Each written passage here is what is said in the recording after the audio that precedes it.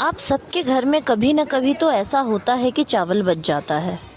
तो आज मेरे घर में भी चावल बच गया। तो क्या था, मैं झटपट इसका एक इंस्टेंट रेसिपी बनाई जो कि बहुत ही टेस्टी है। उसके लिए मैंने 1 कप चावल में 1 कप बारीक सूजी डाली हूँ। उसके बाद अगर आपके पास दही है तो ठीक, अगर नहीं है तो अगर छाछ भी है ना तो आप इसका हाफ यानी आधा कप आप इसमें छाछ डाल ले और 1/4 कप इसमें पानी डाल के अच्छी तरह से इसे ग्राइंड कर ले। अगर आपको लगे कि बैटर ज़्यादा थिक हो गया है तो आप इसमें अब थोड़ी सी पानी भी डालकर एकदम अच्छी स्मूथ कंसिस्टेंसी में इसे बारीक पीस ले। बिल्कुल ग्रेन्स नहीं होने चाहिए और एकदम जैसा इडली डोसा का बैटर बनता है वही बैटर आपको यहाँ पे कंसिस्टेंसी चाहिए। तो है ना एकदम वैसी कंसिस्टेंसी। अब आप इसमें 1/4 टेबल स्पून आप इसमें बेकिंग सोडा और अपने स्वाद अनुसार नमक डाल के अच्छी तरह से इसे मिक्स कर ले। याद रखें, अच्छी तरह से आप अगर मिक्स नहीं करेंगे तो बैटर में किसी जगह पे आपको नमक और किसी जगह पे नमक नहीं लगेगा। तो इसीलिए अच्छी तरह से स्मूथ बैटर आप बनाएं। उसके बाद क्या है, तवे पे आप एक पैन गरम करें, स्पेशली डोसा तवा, क्योंकि मैं ये लेफ़्ट ओवर रेसिपी से डोसा ही बनाने वाली हूँ। और जब तक मेरा डोसा बन रहा है तब तक आप मेरे चैनल को लाइक शेयर एंड सब्सक्राइब कर लें। उसके बाद आप उस पर बैटर डालें और उसे अच्छी तरह से डोसे को स्प्रेड कर दे। याद रखें, आप ना मिडिल पोर्शन से इसे स्प्रेड करते करते साइड में जाए। इससे क्या है ना, वो इवनली स्प्रेड होगा और बहुत अच्छा से आपका डोसा जो है वो पक के बाहर आएगा, बिल्कुल मार्केट स्टाइल। और ध्यान में रखें, आप जितना पतला इसे स्प्रेड करेंगे ना उतना ही क्रिस्पी आपका ये डोसा बनने वाला है। तो ये डोसा ना बहुत इंस्टेंट बनने वाला है। एक तो मैंने लेफ़्ट ओवर राइस यूज़ की हूँ। उसके बाद अगर कभी कभी ऐसा हो कि मुझे क्रेविंग हो और मेरे पास टाइमिंग ना हो कि मैं फर्मेंट करूँ, तो आप ये डोसा बिल्कुल ट्राई कर सकते हो। और जब ऊपर से आपको लगे ना कि ड्राई हो गया है डोसा, तब आप इसमें तेल डालें और अच्छी तरह से स्मूथ कर लें। मैं यहाँ पे ग्रेटेड कैरेट और बारीक कटा हुआ प्याज स्प्रेड कर रही हूँ। आप चाहे तो डोसा का मसाला जो प्रिपेयर होता है या फिर पनीर मसाला, तो आप उसकी स्टफिंग कर सकते हैं। मैं यहाँ पे प्लेन डोसा बना रही हूँ। और नीचे से आप देख रहे हैं कि क्रिस्पी होने के लिए वो ब्राउन कलर आने लगा, तो बस मेरा डोसा रेडी है। तो है ना झटपट बनने वाला ये रेसिपी।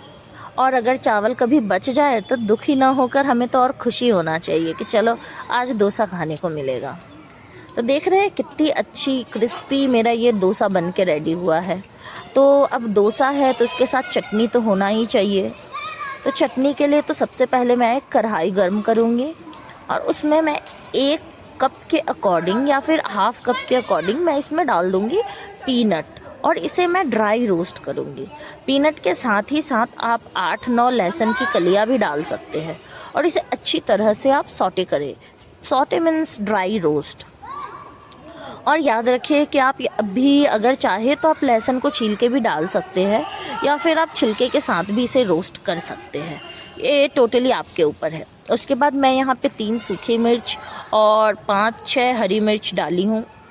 मिर्च की क्वांटिटी आप कितना तीखा खाते हैं या आपके फैमिली मेम्बर कितना तीखा खाते हैं उसके अकॉर्डिंग आप एडजस्ट कर सकते हैं। और सबको अच्छी तरह से आप ड्राई रोस्ट करें जब तक आपको लगे ना कि ऊपर की जो परत है पीनट की वो रोस्ट होकर काली होने लग गई है और उसके ऊपर से छिलके हटने लग गए हैं। बिल्कुल ऐसे आप देख रहे हैं एकदम रोस्ट हुआ हुआ मेरा लग रहा है। तो इसे फिर मैं बर्तन में ट्रांसफ़र कर लूँगी और जितने भी लहसुन और मिर्च है उसको साइड करके मैं ये पीनट्स को ठंडा होने के लिए छोड़ दूँगी। अच्छा, आप ये सोच रहे होंगे ना कि मैं छिलके के साथ रोस्ट की हूँ, छिलके के साथ ही चटनी बनाऊँगी, तो ऐसा बिल्कुल भी नहीं है। आप अगर लहसुन को छिलके के साथ रोस्ट कर लेंगे ना तो फिर आपको छिलके को हटाने में बिल्कुल भी एफ़र्ट नहीं लगेगा। बहुत एफ़र्टलेसली ये छिल जाएंगे, जैसा कि आप देख रहे हैं बिल्कुल फटाफट छिल जाएगा। तो अगर आप छील के डाल रहे हैं तो बहुत अच्छा। अगर मेरी तरह आप आलसी हो और लहसुन छीलना आपको नहीं पसंद है तो आप रोस्ट करके ही डालें। उसके बाद ये मिर्च और ये लहसुन को मैं अपने मिक्सर ग्राइंडर में डाल लूँगी। और जो भी मेरे पीनट्स है वो मेरे ठंडे हो गए हैं, तो मैं पीनट्स के ऊपर के जो छिलके हैं ना उसको अच्छी तरह से हटा के उसको डस्ट ऑफ कर दूँगी।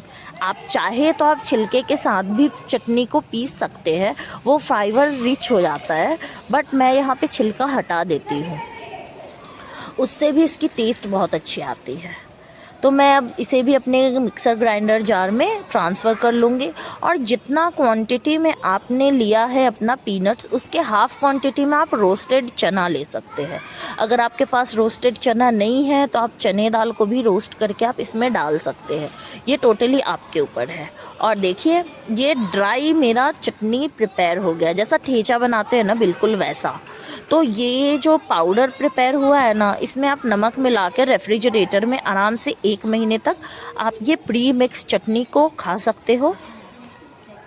और अगर आपको प्री मिक्स नहीं करना है तो आप इसमें अब पानी भी डाल के इसको ग्राइंड कर ले, तो इसे आप फ्रिज में रखेंगे तो आप ज़्यादा से ज़्यादा 3 से 4 दिन तक ये चटनी को आराम से खा सकते हैं।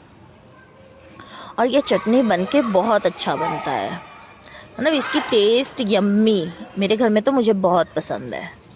तो बस चटनी भी प्रिपेयर है, तो अब क्या करना है कि हमें गर्मा गर्म डोसा ये पीनट के चटनी के साथ आप सर्व करें।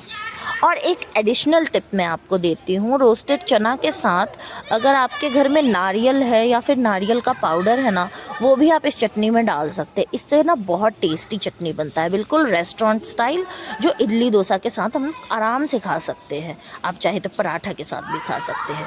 तो अब ये क्रिस्पी लेफ़्ट ओवर राइस का बना हुआ डोसा चटनी के साथ आप एंजॉय करें और मुझे ज़रूर बताएं कि आपको कैसा लगा। Please like, share and subscribe to my channel.